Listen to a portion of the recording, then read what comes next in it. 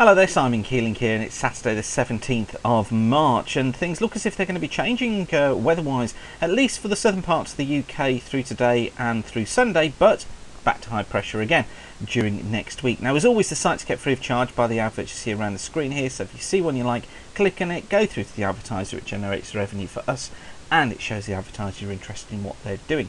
Okay, this is the 3-hour precipitation chart from the GFS model, and you can see how it's picking up quite nicely on outbreaks of rain coming across southeastern parts of England during the course of this morning. Here they are, look, some pretty hefty outbreaks of rain there, and it looks as if they will be continuing as we go into the early part of this afternoon before clearing away slowly to the east. These are some pretty heavy showers that form across England and Wales during the course of the afternoon, and Southern Ireland too, but notice that most of Scotland is dry, just 1 or 2 outbreaks of rain in the west of Scotland there. As we go through into this evening and into tonight, we'll find some showers and some outbreaks of rain for northern England, 1 or 2 through Wales still, but elsewhere should be generally dry. But I still wouldn't rule out the risk of a shower just about anywhere. But for Scotland and Ireland, the night looks as if it is going to be generally dry. Now, for tomorrow morning, still some outbreaks of rain across northern England. They'll slip their way southwards through the Midlands and through Wales during tomorrow afternoon. And although that chart looks as if the rain is focused out towards the east of England, it is really anywhere through the Midlands, eastern Wales and southern England that sees the risk of seeing some outbreaks of rain and some showers. The heaviest of them obviously in the areas highlighted by the model here across more eastern parts of England, but just about anywhere could see one across England and eastern Wales. Western Wales, northwest England, parts of eastern Scotland, most of Ireland should be dry, but some showers coming into the west and also into the north of Scotland. So let's see how things shape up then for the next few days. We'll click on the GFS ensemble model and just to see how things develop. This is this afternoon. Here's the area of low pressure responsible for the rain and for the showers across southern parts of the country during this afternoon and through tomorrow too. Notice how that clears away eastwards, and then we get this ridge of high pressure that builds in from the west.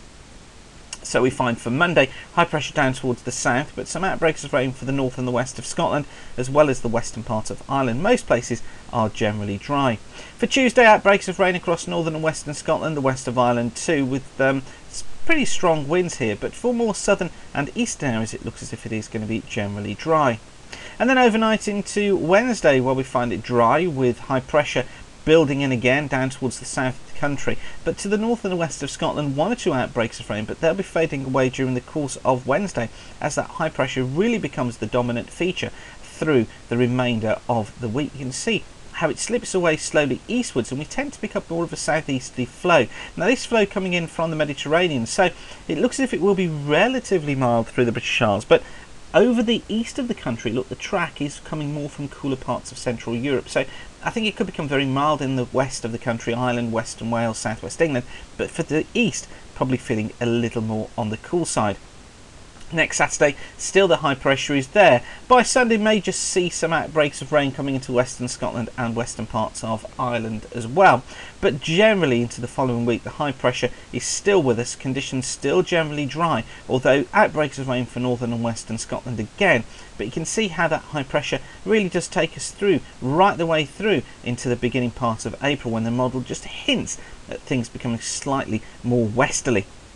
Now, the CFS is seeing things as follows. If we click onto the CFS model, let's just have a look at how that sees things developing after the end of the month. And we'll click onto rainfall for, we don't want that one, do we? It's that one that we want. There's the rainfall for the first week of April. Look, you can see it keeping it dry across most of the UK. Look, the rain towards the south and also the north of the country. Into week 4, well, we find things again still generally dry across southern areas, but some outbreaks of rain up towards the north.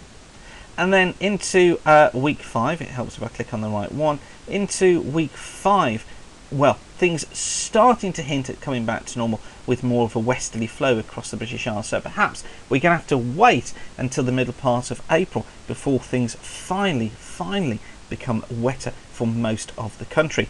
Now, if you want to take a look at these CFS charts, they're all available on the website. If you go to if you go to weather charts, click on CFS long range, and there are all the charts for you. You've got an option there of either looking at the maximum temperatures, the soil temperatures, the UK city temperature forecasts, and also the European rainfall forecasts here going up to 6 months in advance. But of course, use those with extreme caution. Okay, thanks for watching, keep the sun shining, and have a great day.